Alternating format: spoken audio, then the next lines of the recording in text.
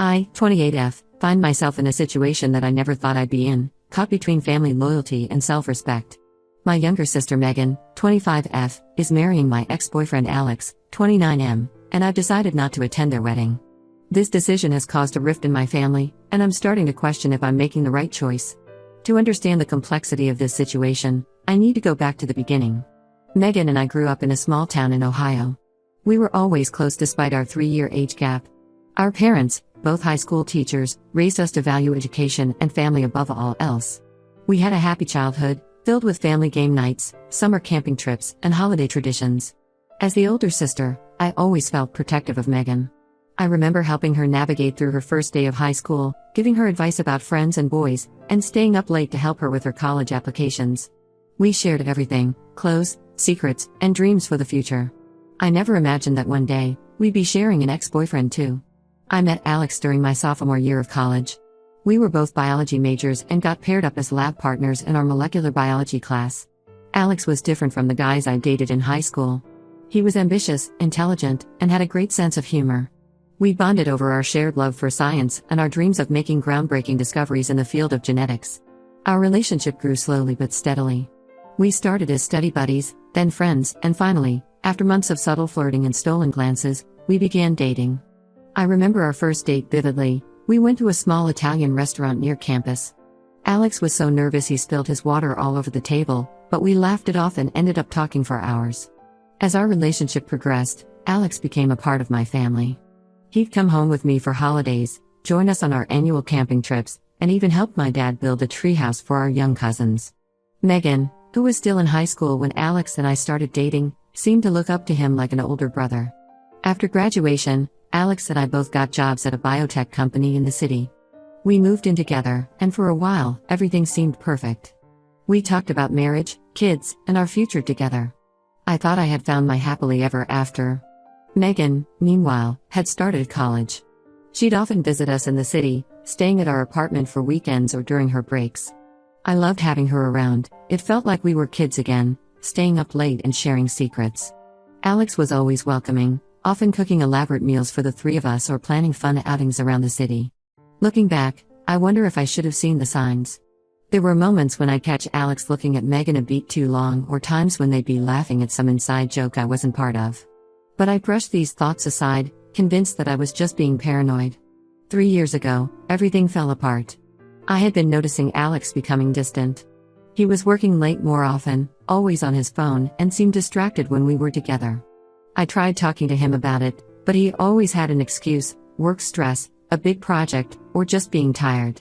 Then, on what seemed like a normal Tuesday, I came home early from work, hoping to surprise Alex with tickets to a concert he'd been wanting to see. Instead, I found him packing his bags. When I asked what was going on, he broke down and confessed everything. He told me he had fallen in love with Megan. They had been seeing each other behind my back for months.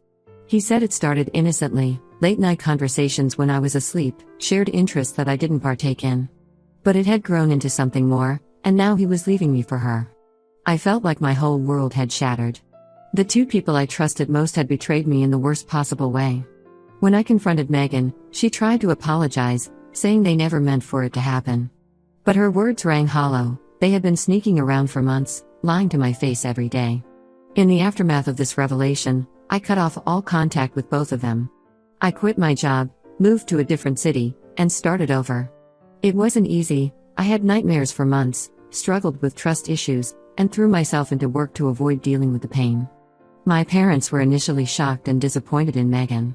They tried to mediate, to find some way for us all to move forward as a family. But as time passed, they started to accept Megan and Alex's relationship. They would tell me that I needed to forgive, that holding on to anger would only hurt me in the long run. Now, 3 years later, Megan and Alex are getting married.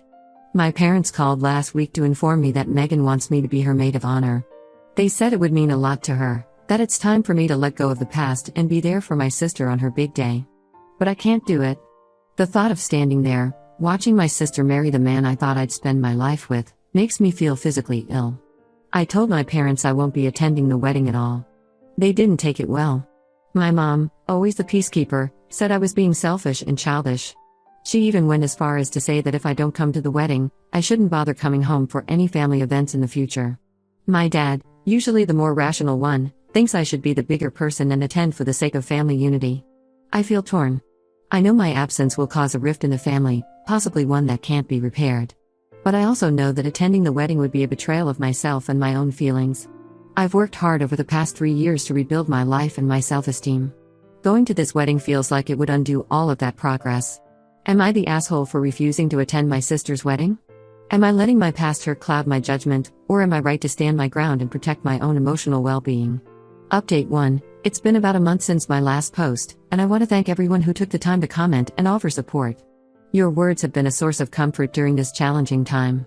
The past few weeks have been a whirlwind of emotions and confrontations.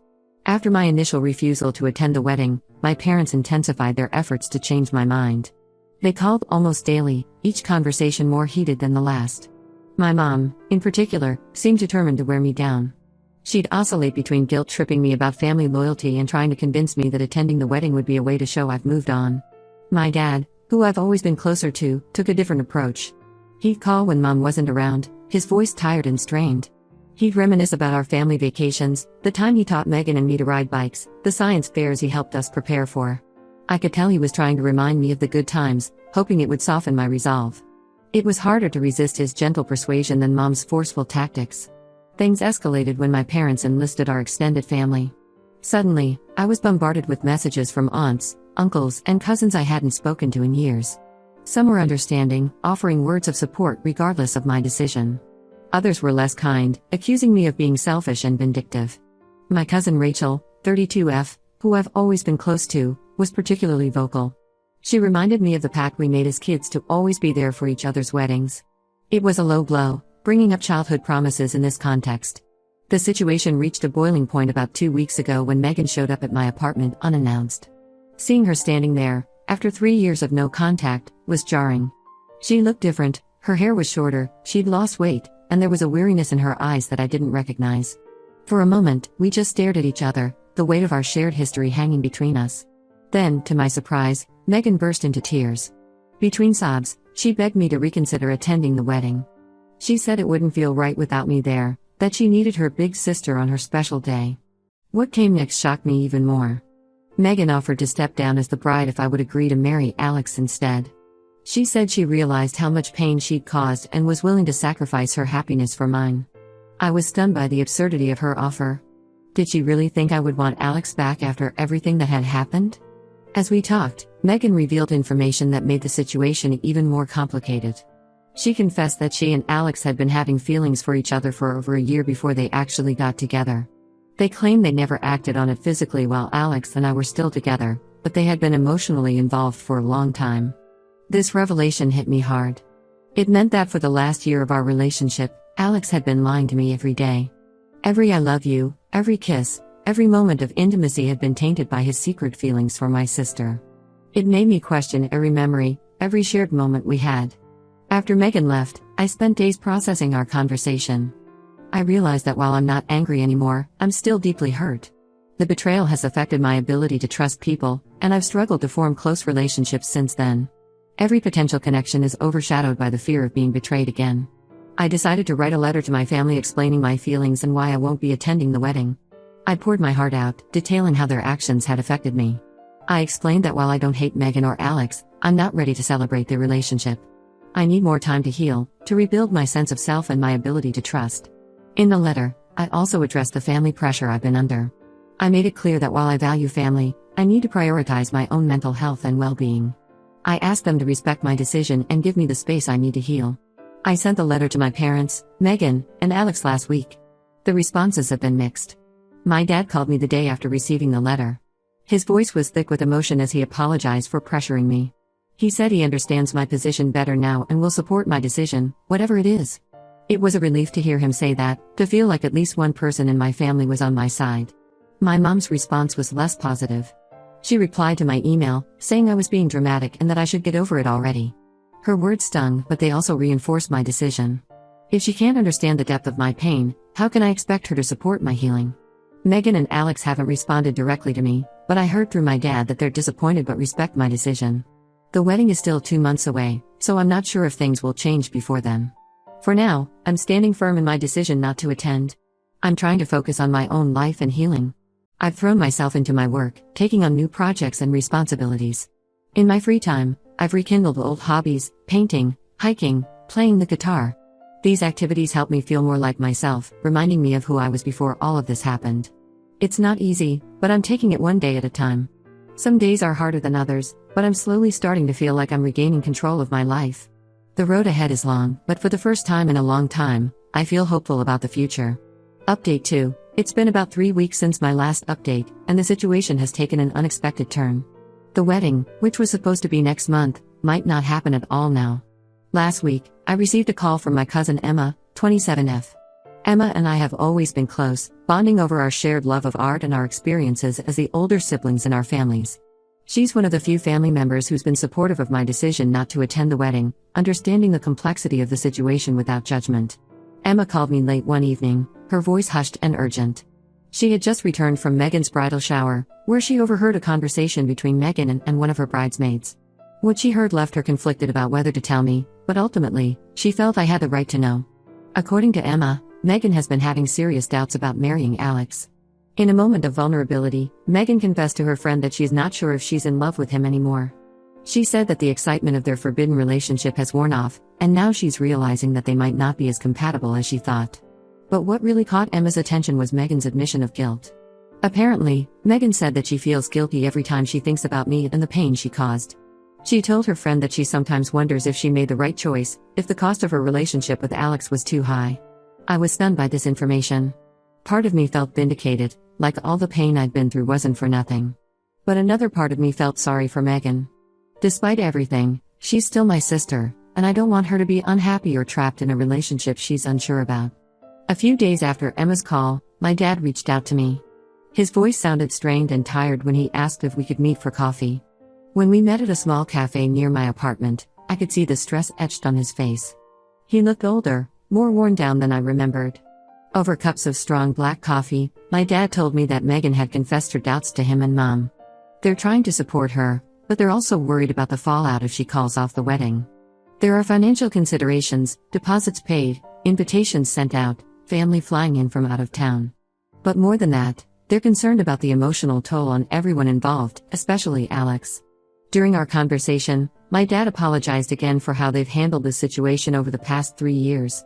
He admitted that in their effort to keep the family together, they overlooked how much Megan and Alex's actions had hurt me. He asked for my forgiveness and said he wants to rebuild our relationship, regardless of what happens with the wedding. I was touched by my dad's words. We spent hours in that cafe, talking about everything we've missed in each other's lives. He told me about his decision to retire early from teaching, his new hobby of woodworking. I shared stories about my job, my travels, my attempts at learning to cook. It felt good to reconnect with him, to remember that beneath all the pain and drama, we're still family. As for Megan and Alex, I'm not sure what's going to happen. Part of me thinks that if the wedding is called off, it might be easier for all of us to heal and move forward.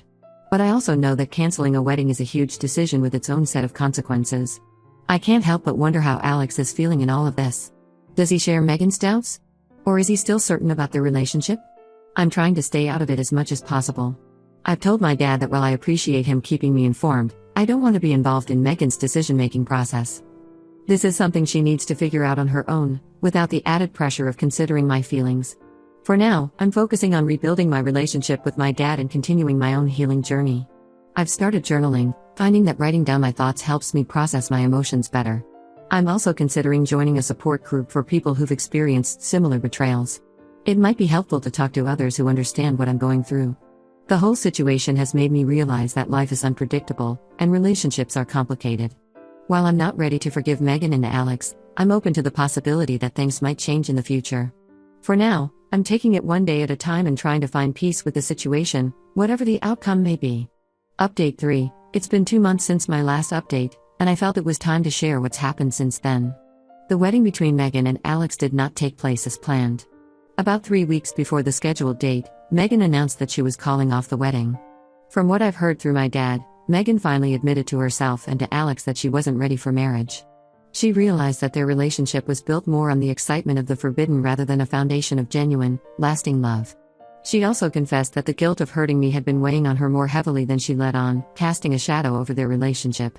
Alex didn't take the news well. According to my dad, he tried to convince Megan to go through with the wedding, arguing that they could work through their issues together. But Megan stood firm in her decision. She felt that going through with the wedding would be a mistake, one that would only lead to more pain down the line.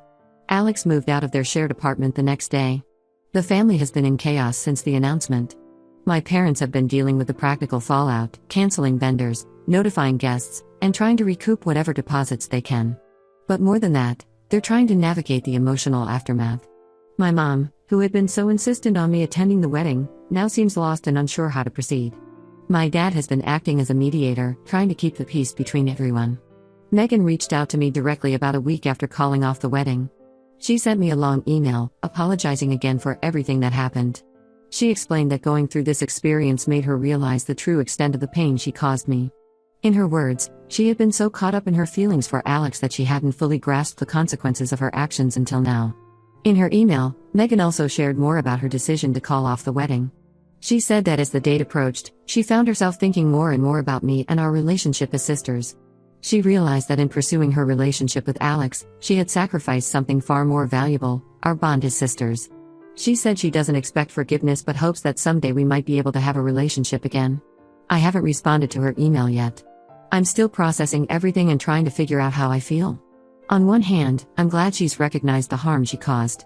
On the other hand, it doesn't undo the past 3 years of pain and family tension. I'm not sure if I'm ready to open that door yet. As for me, I'm doing okay. My relationship with my dad has improved significantly. We talk regularly now, and he's been very supportive of my feelings throughout this whole situation. He's even started coming to visit me in the city, and we've been exploring local museums and art galleries together. It's nice to have this connection with him again. My mom is slowly coming around too, although we still have a long way to go. She called me last week, and for the first time in a long time, she didn't bring up the wedding or Megan. Instead, she asked about my job and my life. It was a small step, but an important one.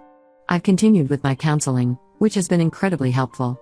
My therapist has been guiding me through exercises to rebuild my trust in others and in myself. It's a slow process, but I'm starting to see progress. Perhaps the biggest change is that I've started dating someone new. His name is Chris, 30M, and we met at a local community garden where I've been volunteering. It's early days, but it feels good to be opening myself up to the possibility of a relationship again. Chris knows about my past and has been incredibly understanding and patient. This whole experience has taught me a lot about forgiveness, family, and the importance of standing up for yourself. While I'm not sure what the future holds for my relationship with Megan, I'm proud of myself for maintaining my boundaries and prioritizing my own well-being throughout this ordeal. For now, I'm focusing on the positives in my life, my improved relationship with my dad, my progress in counseling, and the new possibilities opening up in my personal life.